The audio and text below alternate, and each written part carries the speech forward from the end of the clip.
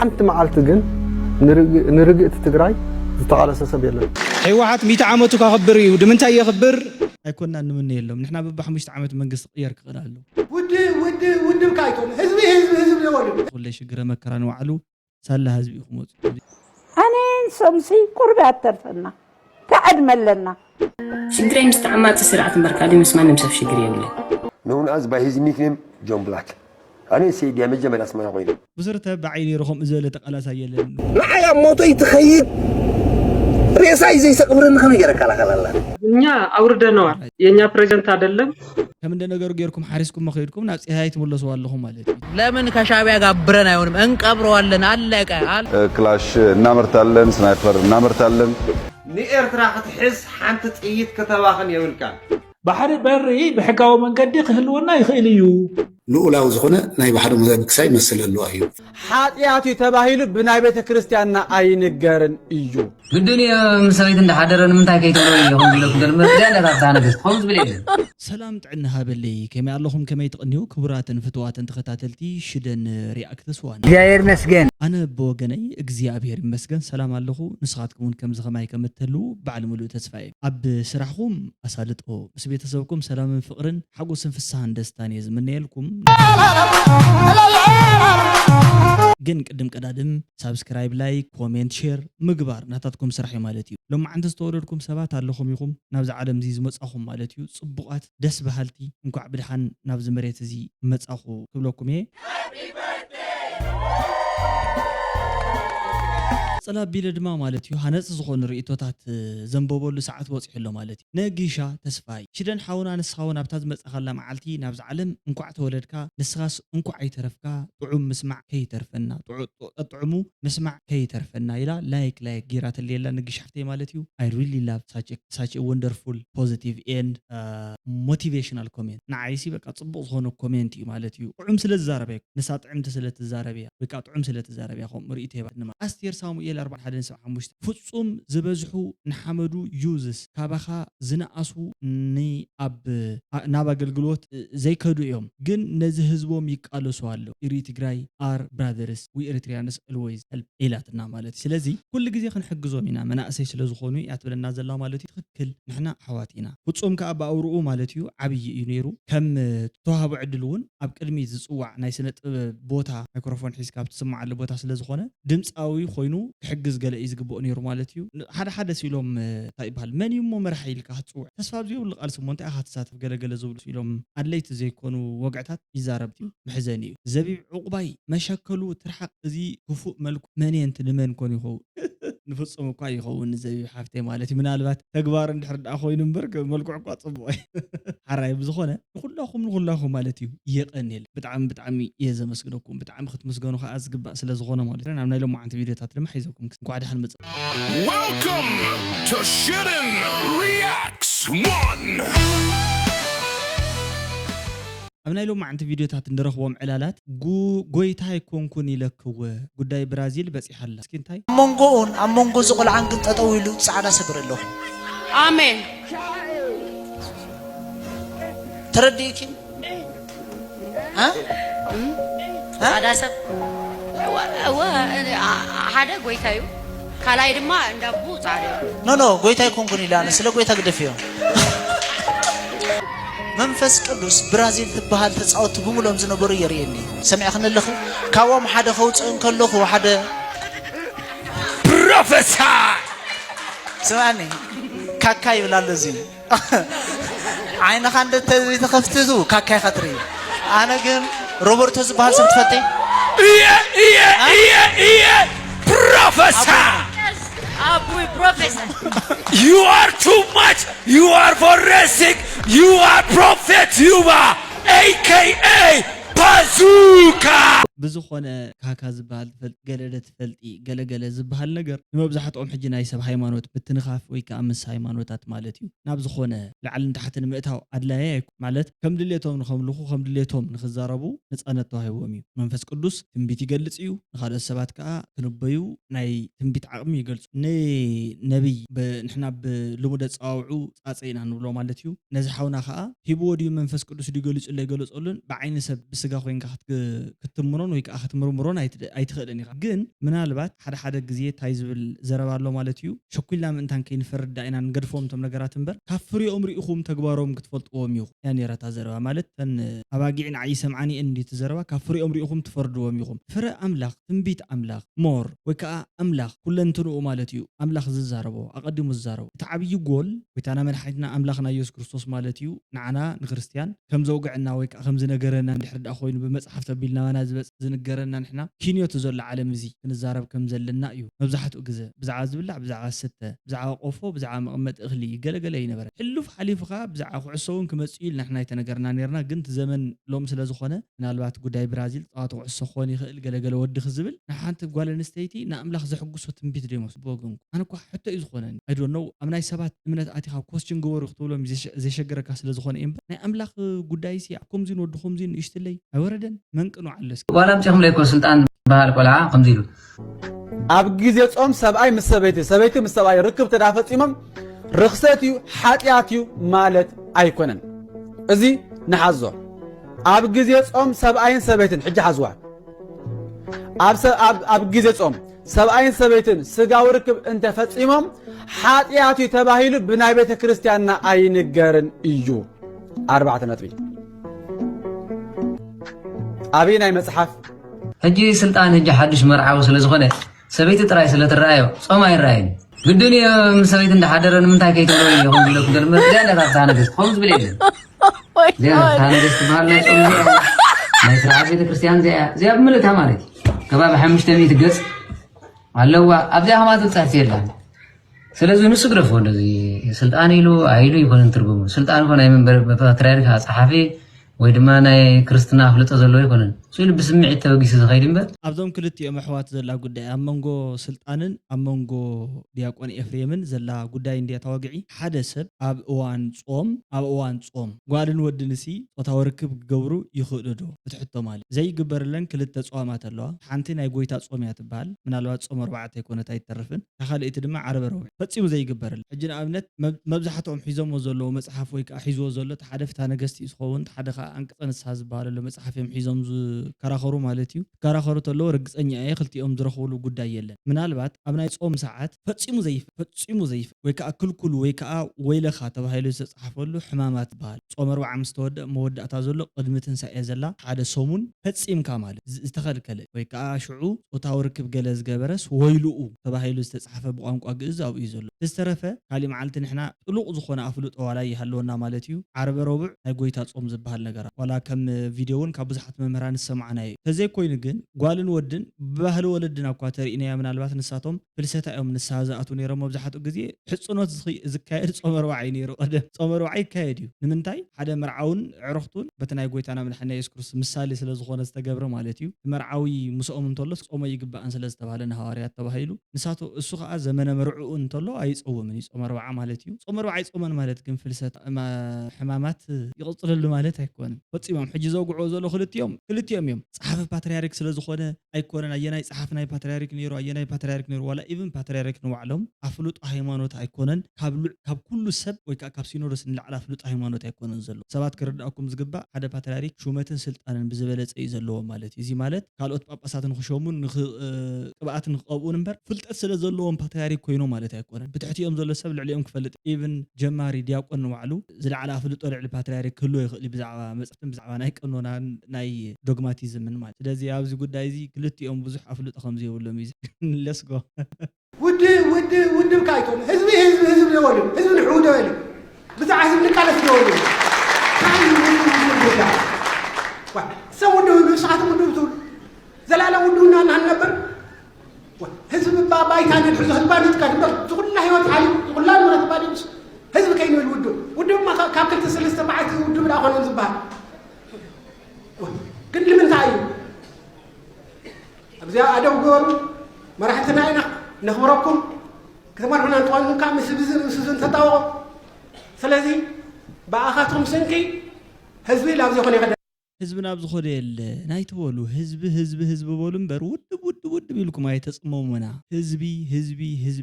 በሉ ምክንያቱ ህዝቢ እዩ ተቃሊሱ ኣቃሊስኩም ህዝቢ እዩ ሓሊኩም ህዝቢ እዩ ሓቢእኩም ካብ ዝኾለ ሽግረ መከራ ንባዕሉ ሳላ ህዝቢ ኢኹም ወፂኹም እዚኣ ትክክለኛ እዝኖም ትንገር ዘረባ እያ ማለት እዩ እሺ ኣብ መበሊት ዓመት ታሪክ ክኾን እዩ እዚ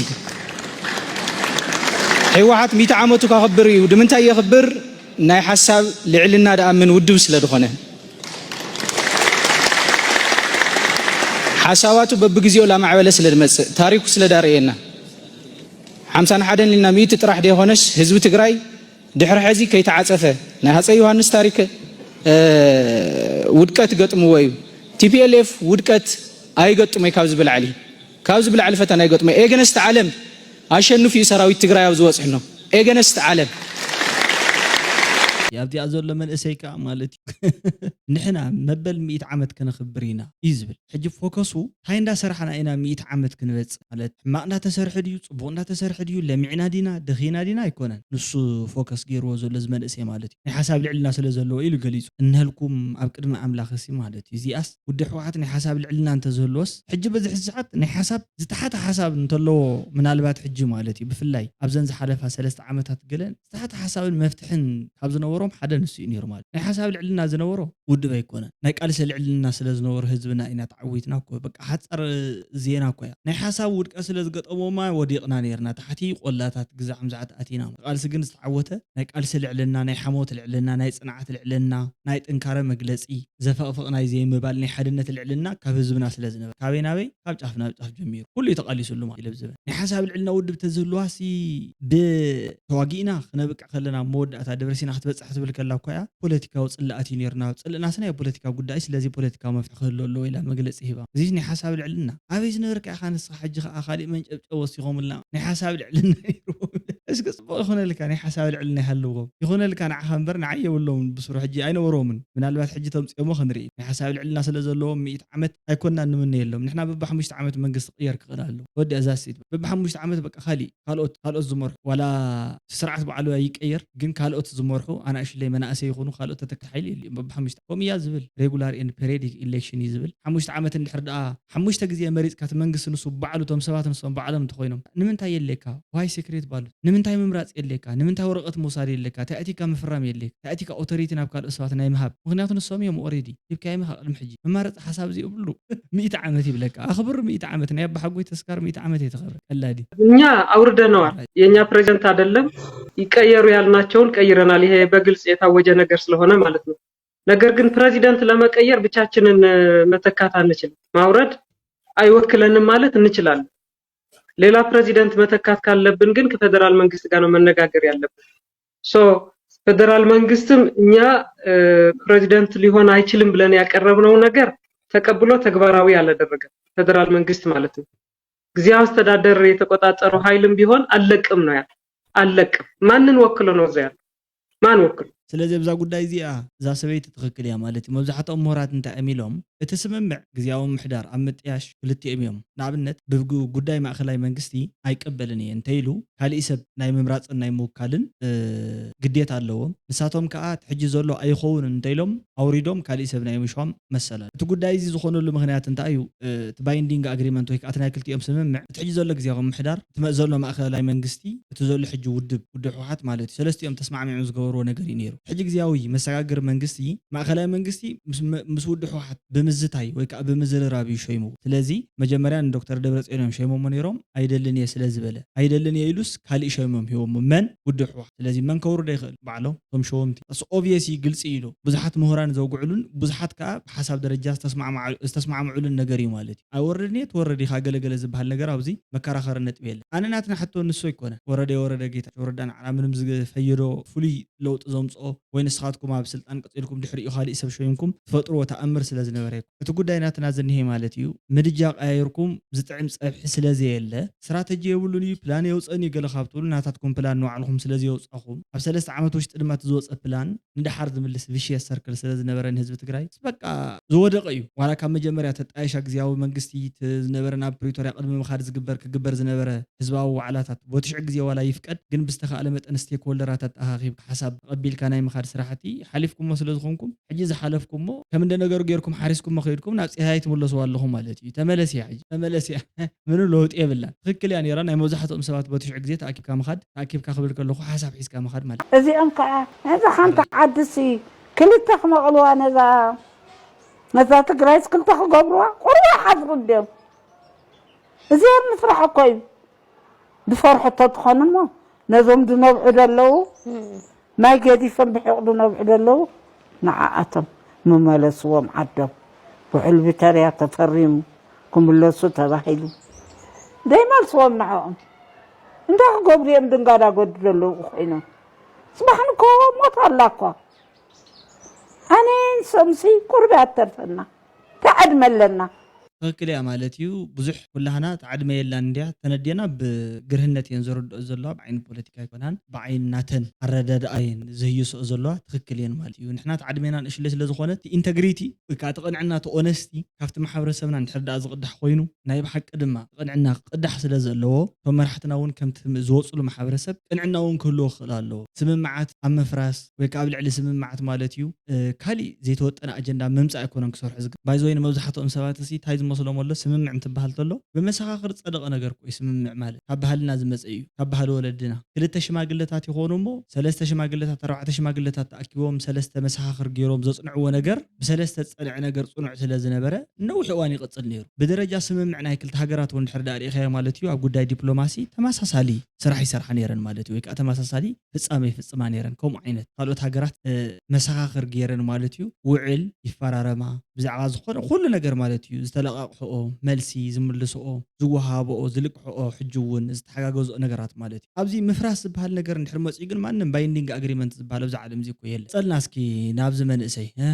ወደዳችሁም ጠላችሁም የበሻሻውን ዱርዬ ምንቀብረው እኛ ነን ምንቀብረው ለምን ከሻቢያ ጋር አብረን አይሆንም እንቀብረዋለን አለቀ እንቀብረዋለን አብይን ሁሉም ተዘጋጅ አብይ አህመድ ብልጽግና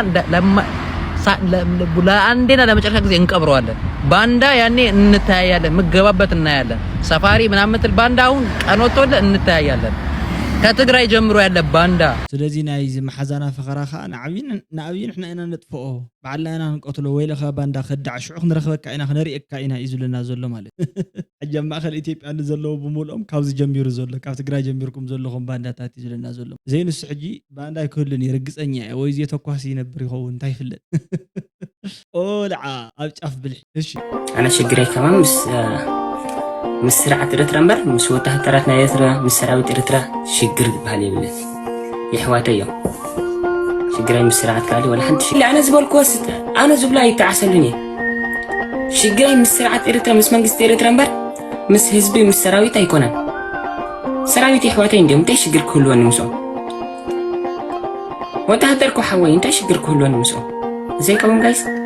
ሽግረይ ምስ ተዓማፂ ስርዓት እምበር ካሊ ምስ ማንም ሰብ ሽግር የብለን ስለዚ ነቶም ዘፀጋጉዑ ሰባት ማለት እዩ ኣፀጋዕ ዘብሉ ሰባት ምሽ ኣለው ሽግርካ ምስ መኒ ኢሎም ፈሊጦም ማኖ ዘንክኡኻ ማለት እዩ ትክክለኛ ግቡእ መልስ መሊሱ ኣሎ ሽግረይ ምስቲ ሽግር ዝፈጠረለይ ስርዓት እዩ እምበር ወታደር ይኮነ ምስ ካሊእ ይኮነ ኣሕዋተይ እንዲኦም ኣሕዋተይ ድማ ኣሕዋተይ ተወዲአ እዛስ ወዲእኻ ያላ ወድኖ ማለት እዩ ግርም ዝኾነ ሓሳብ ከዓ ገሊፁ ኣሎ ማለት እዩ ፅቡቅ ሓሳብ እዩ ገሊፁ እየ ንወይስ እሺ ጆን ብላ ብሙሉእ እንተን ኣብ ዩቲብ ዝብለ ዝነበረ ብሙሉእ እንተን ኣብ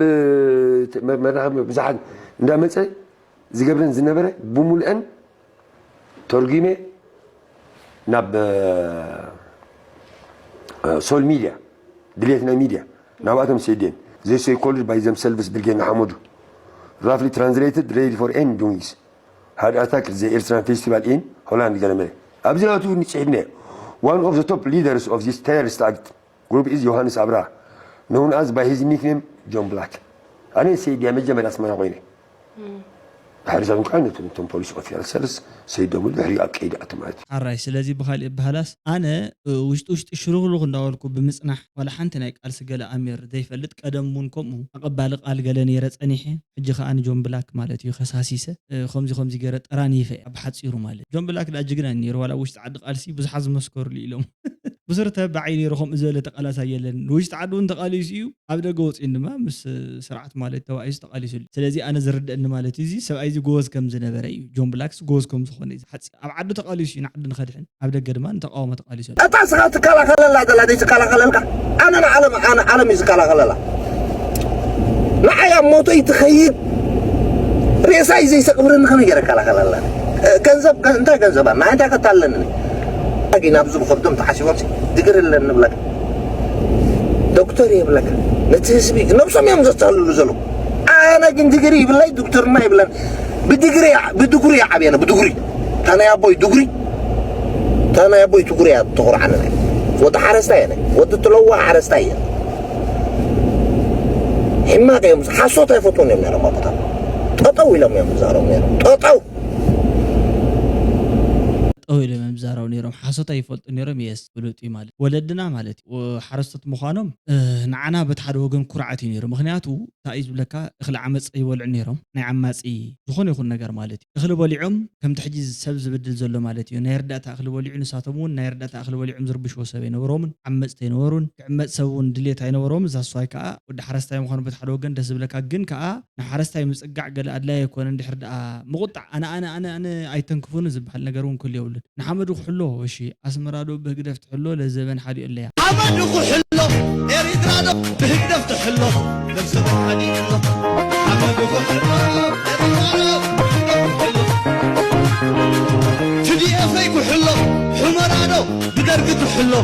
للزبن حالي الله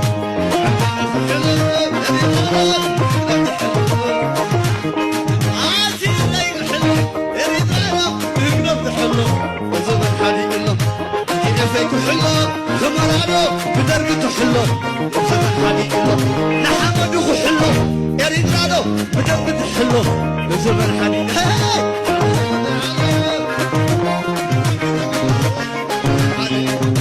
حمده حلو يريد رادو بدرجته حلو زمن حالي إله حراي سلازي زدار فزي مالتي أب قدين حمدو أديه وخابستها بنجاري نيرو مالتي سكي فتصون زبالان رأيه حجي ناي دلاي فتحنا إيرترا خوينهم كم سيمبول وريدهم زلوا زنك أساس زلوا زهم كلهم نقول قوم ناي ول كده أمبر ناي دخانة هتسان كمان حديث يقولون مخنياتو أنت تلوهم أبكينا تطوعين بول إيرتراويان ناي جزاي قدين باي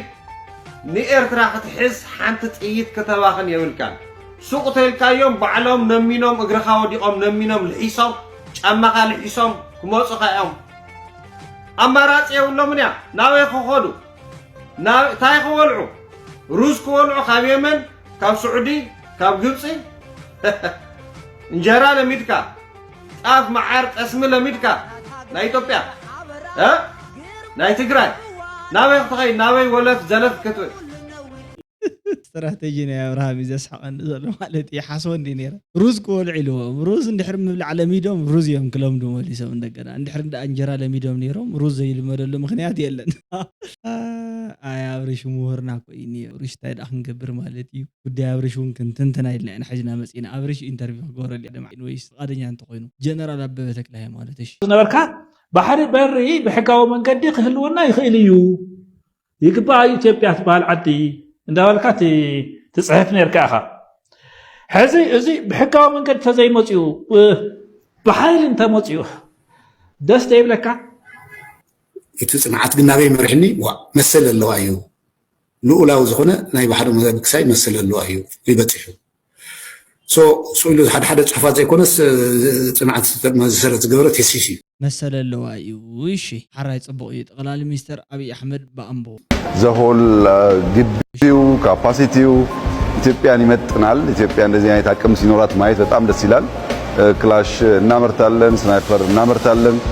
እነዚህ አይነት ነገሮች ከመግዛት ወጥተን አምርተን ለሌሎች የምንሸጥ ሀገር መሆናችን እና በጣም በአጭር ጊዜ ውስጥ 2 ዓመት ባልሞላ ጊዜ ውስጥ ኣምቦ ፋክተሪ ማለት እዩ ነዊሕ እዋን ፀንሐ እዩ ካብ ቀደም ጀሚሩ ነይሩ እዩ ናይ ጠያይትን ናይ ከምኡ ሓደ ሓደ ምህርትታት ገለ ዝወፀሉ ወይ ከዓ ዝምረተሉ ወይ ከዓ ፕሮዲስ ዝግበረሉ ቦታ እዩ ንሱ እንዳጎብነየ እንተሎ እዩ ማለት ሕጂ ምትሓዙ ምስቲ ናይ ቅድሚ ሕጂ ፀንሐ እምበር ነዊሕ እዋን ገይሩ እዩ ድሮ 2 ዓመት ገለገለ እዩ ዘሎ ግን ኣብ 2 ዓመት ጥራሕ ይኮነ ተጀሚሩ ማለት እዩ ነዊሕ እዋን ከም ፀንሐ ኣነ ንባዕለይ